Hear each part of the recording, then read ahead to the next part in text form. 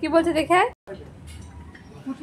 এখানে একটাকে বাবা এনে রেখে দিয়ে গেছে মায়ের প্রসাদ চড়ানোর জন্য, আরও একটা আনতে গেছে।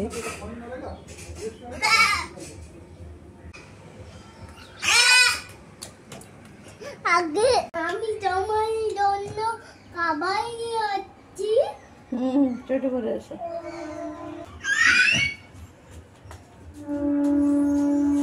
দিল দিল দিল। এই তো খাবে খাবে। এই নে সরে আয় সরে আয়, নাহলে রেগে গেলে ঢুসি দেবে তোকে। এই নে এই নে খা খা, আমার সব গাছগুলো তো খেয়ে নিয়েছিলি, তখন তো বেশ খেয়ে নিয়েছিলি গপ গপ গপ গপ করে। এখন কেন খাচ্ছিস না? খা খা সব খা। ওটা খাবে না, ওই গাছটা খাবে না।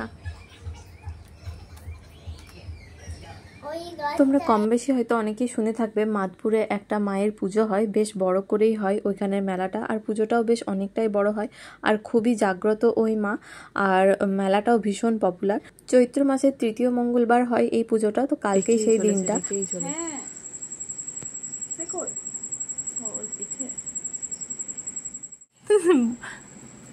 Good morning. আমরা কোথায় যাবো বাবা? মেলা দেখতে। অন্যান্য বছরের মতো এবছরও আমাদের পুজো তো দেওয়া হবেই, বাট তার সাথে আরও একটা জিনিস আছে, সেটা হচ্ছে বাবার মানসিক শোধ হবে এবারে জোড়া প্রসাদ দিয়ে, মানে ওই পাঁঠা দিয়ে আর কি। তো তাই জন্য আমরা সবাই মিলে রেডি হচ্ছি, আর আজকে মা বোনও এসেছে, পায়েলদের বাড়ির লোকও সবাই আসবে, ওখানেই চলে আসবে ওরা। তো এখন আমরা রেডি হয়ে গেছি, মোটামুটি 5টা মতো বাজে। তো চলো। আচ্ছা জগ করে তাও দাঁড়াবে, আমি ওই সাইডটা গিয়ে দেখ। আসবে কি করে?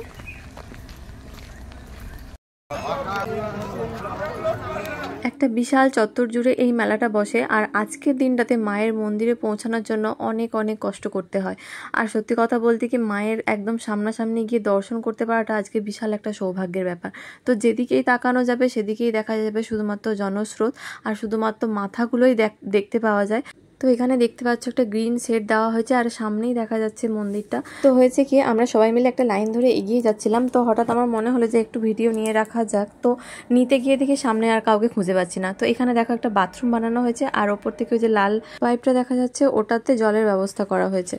তো সবাইকে আমরা মোটামুটি খুঁজে নিয়ে 1 নম্বর ইনফরমেশন অফিসের মধ্যে দাঁড়িয়েছিলাম। তো তারপর সবাই আমরা এদিক ওদিক গেছিলাম। তো এখানে দেখো পাঁঠার বলির যে লাইন পড়েছে, মানে মানসিক শোধ হওয়ার জন্য, তো লাইন যে কোথায় শুরু হয়েছে আর কোথায় শেষ সেটা তো খুঁজেই পাওয়া যাবে না, আর পাবেই বা কি করে। আগের দিন থেকে লাইন পড়েছে, আগের দিন থেকে মানে সোমবার থেকে লাইন শুরু হয়েছে।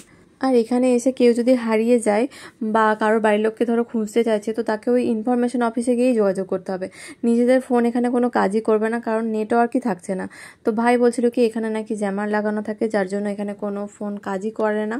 বাট এখানে জলের ব্যবস্থা, তাছাড়াও মেডিকেল টিম, সমস্ত কিছু এখানে ছিল। তো এবারে অনেক কিছু ভালো ভালো স্টেপ এরা নিয়েছে।